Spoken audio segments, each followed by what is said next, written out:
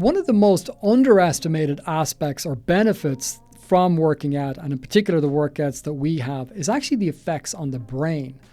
When you work out, you actually improve your brain considerably, and you literally get smarter when you do these workouts. Many people don't realize this, but the main function of the brain from an evolutionary perspective is actually movement. When you move around and you have to coordinate, the computational power that the brain needs to produce is huge.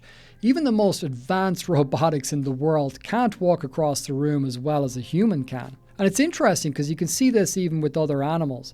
For instance, the koala bear used to be very intelligent, but now the brain has shrunk a lot because it realized you could climb the eucalyptus tree and just live off eucalyptus. So it didn't really have to move much. It was free of predators. And the brain is now shrunken a lot, and it's not even anywhere close to as intelligent as it used to be. And there's even sea creatures that go and they attach themselves to a rock. It no longer needs to move, and the first thing it does is ingest its own brain. So stagnation will actually shrink the brain. Movement does the opposite.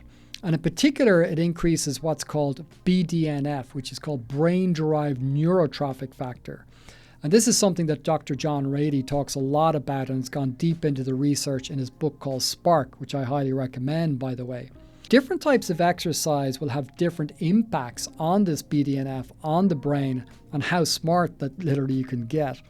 So for example, in one particular research, they showed that 45 minutes of low-intensity exercise increased BDNF, but only by 1%. When they showed medium intensity for 35 minutes, it shot up 7%, 7 times greater, which is much better.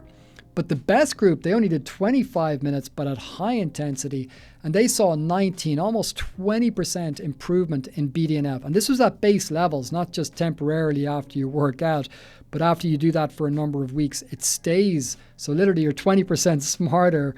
Your cognitive ability for focus, concentration, memory to be able to work things out, you're going to be literally 20% smarter when you do it at a higher intensity level. So of course, in the resistance workout, we focus on that intensity. In that red zone where you're going all out, you are massively increasing your BDNF in the brain. Now, another aspect of when you work out is actually coordination.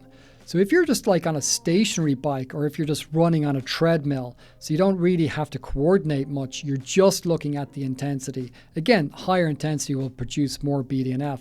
But in the research, they compared this type of movement, which they call closed versus open, where you actually have to coordinate. So you do something like badminton, for instance, where you actually have to coordinate the body. They're actually seeing massive increases in BDNF when you actually have to coordinate rather than being stationary. So if you did high intensity on a stationary bike versus what we do, where you actually have to coordinate a lot. So if you got to coordinate and balance while you're doing a squat or a thigh curl or a calf raise, which a lot of people get wobbly on, that's actually going to make you much smarter because it produces way more BDNF. So the combination of the high intensity and the coordination that you get from the resistance workout is literally making you smarter. And that is even just reason enough to do the workouts, aside from, of course, all the health benefits, the muscle, the strength, cardiovascular wise. So remember, with every resistance workout, you're actually getting smarter as well as fitter and stronger.